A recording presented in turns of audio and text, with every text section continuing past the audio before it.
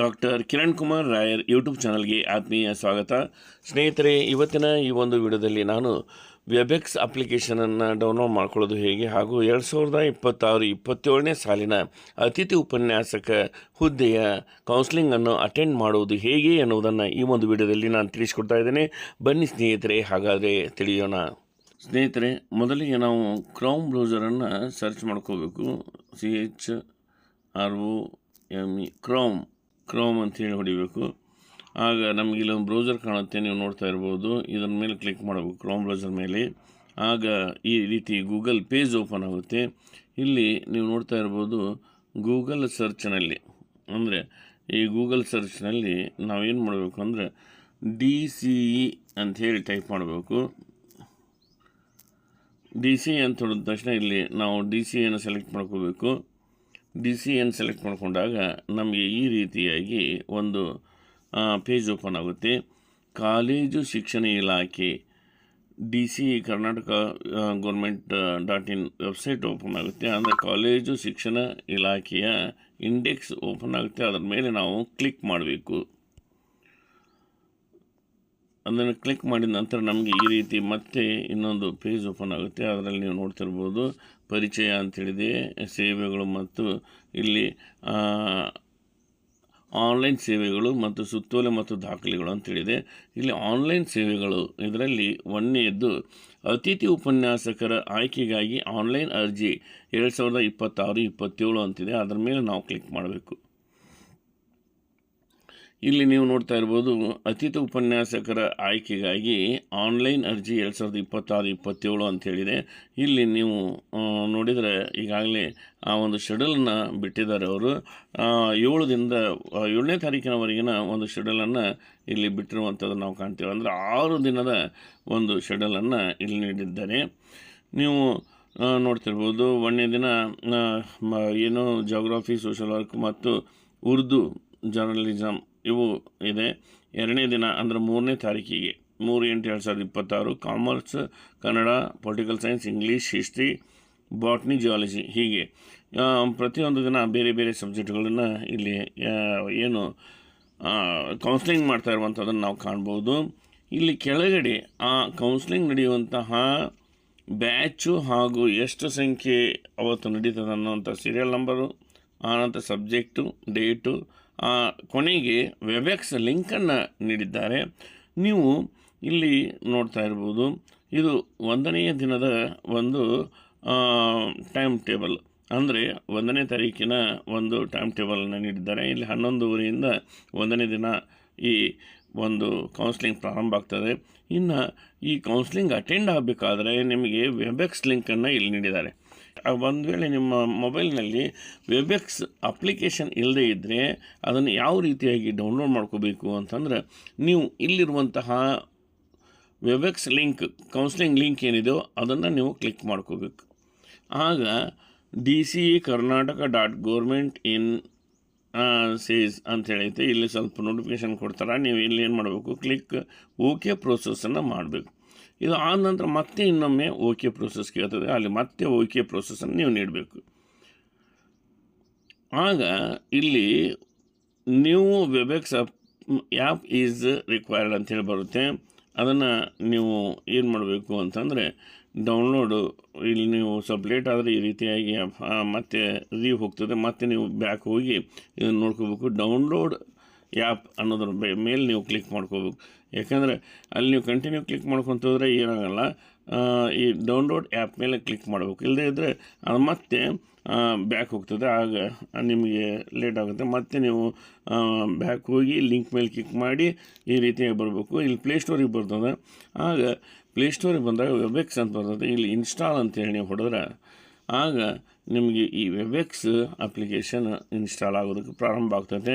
ಇದರ ಒಂದು size 165 MB ಇರುವಂಥದ್ದನ್ನು ನಾವು ಇಲ್ಲಿ ನೋಡ್ಬೋದು. ಆ 165 MB ಇಲ್ಲಿ ಡೌನ್ಲೋಡ್ ಆಗ್ತದೆ.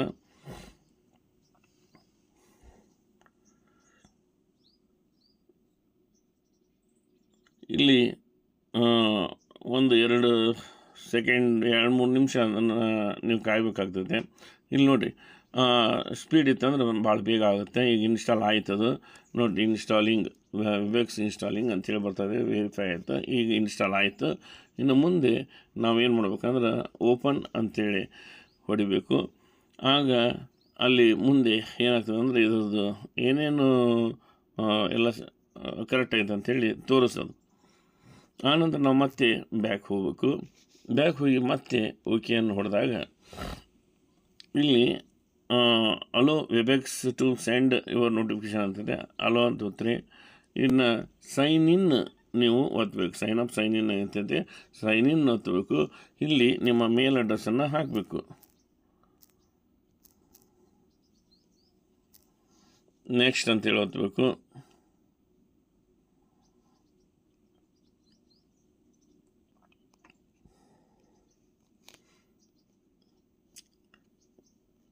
ಈಗ ನಿಮ್ಮ ಒಂದು ವೆಬ್ಎಕ್ಸ್ ಸೈನ್ ಇನ್ ಆಗ್ತಾ ಇದೆ.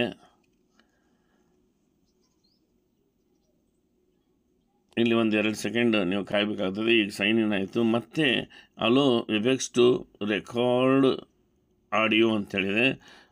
ವೈಲ್ ಯೂಸಿಂಗ್ ಆ್ಯಪ್ ಅಂತೇಳಿ ಹೊಡ್ರಿ. ಆನಂತರ ಇಲ್ಲಿ ಅದನ್ನು ಅಲೋ ಕೊಡ್ರಿ. ಇನ್ನೊಮ್ಮೆ ಅಲೋ ಕೊಡ್ರಿ, ಯಾವುದೇ ಪ್ರಾಬ್ಲಮ್ ಆಗೋಲ್ಲ. ಆಯಿತು.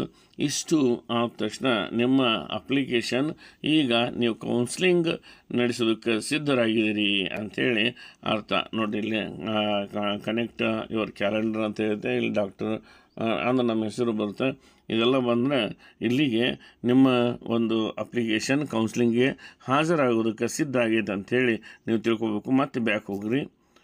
ಬ್ಯಾಕ್ ಹೋಗಿ ಎಲ್ಲಿಗೆ ಹೋಗ್ಬೇಕಂದ್ರೆ ಆ ಕೌನ್ಸ್ಲಿಂಗ್ ಲಿಂಕಿಗೆ ಹೋಗ್ಬೇಕು. ಮತ್ತು ನೀವು ಈ ಕೌನ್ಸ್ಲಿಂಗ್ ಲಿಂಕನ್ನು ಅಂದ್ರೆ ನಿಮ್ಮ ಒಂದು ಟೈಮಿಂಗ್, ಈಗ ಇಲ್ಲಿ ನೀವು ನೋಡ್ತಾ ಇರ್ಬೋದು ಏನಾಗ್ತದೆ ಅಂದ್ರೆ ಯಾವುದಾದ್ರೂ ಲಿಂಕನ್ನು ಒತ್ತಿ ನೀವು ಅಲ್ಲಿ ಅಟೆಂಡ್ ಆಗುವಂಥದ್ದಲ್ಲ. ಮೊದಲಿಗೆ ಈ ಅಪ್ಲಿಕೇಶನ್ ಇನ್ಸ್ಟಾಲ್ ಮಾಡ್ಕೋಬೇಕಾದಂಥ ಸಂದರ್ಭದಾಗ ಯಾವುದಾದ್ರೂ ಒಂದು ಲಿಂಕನ್ನು ಒತ್ತಿ ಆ ಅಪ್ಲಿಕೇಶನ್ನ ಇನ್ಸ್ಟಾಲ್ ಮಾಡ್ಕೋಬೋದು. ಆದರೆ ನಿಮ್ಮ ಕೌನ್ಸ್ಲಿಂಗನ್ನು ಒಂದು ಟೈಮಿಂಗನ್ನು ನೋಡಿಕೊಂಡು ನಿಮ್ಮ ಸಬ್ಜೆಕ್ಟನ್ನು ನೋಡಿಕೊಂಡು ನೀವು ಕೌನ್ಸ್ಲಿಂಗನ್ನು ಅಟೆಂಡ್ ಆಗಬೇಕಾಗ್ತದೆ. ಆ ಲಿಂಕ್ ಮೇಲೆ ಕ್ಲಿಕ್ ಮಾಡಿ ನೀವು ಅಟೆಂಡ್ ಆಗಬೇಕಾಗ್ತದೆ. ಉದಾಹರಣೆಗೆ ನಿಮ್ಮದು ಜರ್ನಲಿಸಮ್ ಆಗಿತ್ತು, ಇಲ್ಲಿ 1ನೇ ತಾರೀಕಿಗೆ 2 ಗಂಟೆಗಿತ್ತು ಅಂತಂದ್ರೆ ಈ ಕೌನ್ಸ್ಲಿಂಗದ್ದು ಏನೈತಲ್ಲ ಈ ಕೌನ್ಸ್ಲಿಂಗ್ ಲಿಂಕ್ ಮೇಲೆ ನೀವು ಕ್ಲಿಕ್ ಮಾಡಬೇಕು. ಹಾಗೆ ಮತ್ತೆ ಅದೇ ಪ್ರೋಸೆಸ್ ಕೇಳ್ತದೆ, ಓಕೆ ಓಕೆ ಓಕೆ ಅಂಥೇಳಿ. ಈಗ ನಿಮ್ಗೆ ಏನಾಗ್ತದಪ್ಪ ಅಂದ್ರೆ ನೇರವಾಗಿ ಒಂದು ವೆಬ್ಎಕ್ಸ್ ಇದಕ್ಕೆ ಹೋಗ್ತದೆ. ಅಲ್ಲಿ ಹೋದಾಗ ನೀವು ಈ ಆಡಿಯೋನ ಬಂದ್ ಮಾಡಬೇಕು. ಇದು ಬಂದ್ ಮಾಡಿ ಇಲ್ಲಿ ವಿಡಿಯೋನು ಬಂದಿದೆ. ಇಲ್ಲಿ ಜಾಯಿನ್ ಅಂತೈತಲ್ಲ ಆ ಜಾಯಿನ್ ಮೇಲೆ ನೀವು ಕ್ಲಿಕ್ ಮಾಡಬೇಕು. ಆಗ ಅದು ಜಾಯಿನ್ ಆಗ್ತದೆ. ಜಾಯಿನ್ ಅಂತ ಹೊಡೆದು ಈಗ ಯಾವುದೇ ಒಂದು ಕೌನ್ಸ್ಲಿಂಗ್ ನಡೀತಾ ಇಲ್ಲ. ಆ ಕಾರಣದಿಂದ ಇದು ಏನಾಗ್ತದಂದ್ರೆ ಸದ್ಯ ಮಟ್ಟಿಗೆ ನಿಮ್ಮನ್ನು ಜಾಯಿನ್ ಮಾಡ್ಕೊಳಕ್ಕಾಗಲಿಲ್ಲ.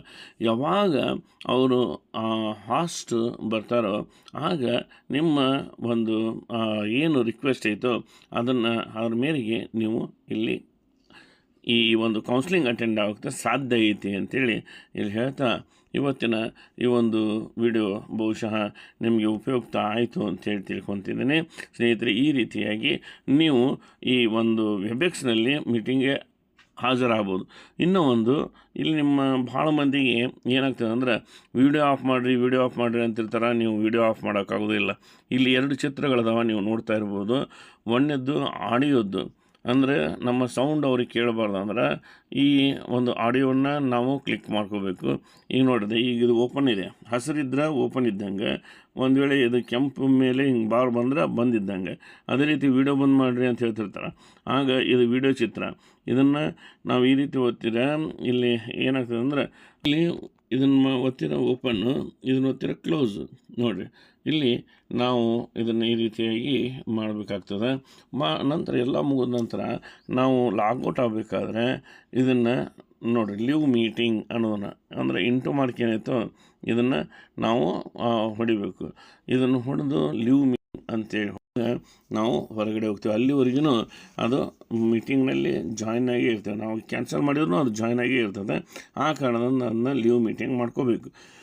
ಸ್ನೇಹಿತರೆ, ಇಲ್ಲಿವರೆಗೂ ನಾನು ನೀಡುವಂಥ ಮಾಹಿತಿ ಬಹುಶಃ ನಿಮಗೆ ತೃಪ್ತಿಯನ್ನು ನೀಡ್ತದೆ ಅಂಥೇಳಿ ಹಾಗೂ ನಿಮಗೆ ಅನುಕೂಲ ಆಗ್ತದೆ ಅಂತ ತಿಳ್ಕೊಂಡು ಈ ಒಂದು ವಿಡಿಯೋನ ಇಲ್ಲಿಗೆ ಮುಗಿಸ್ತಾ ಇದ್ದೇನೆ.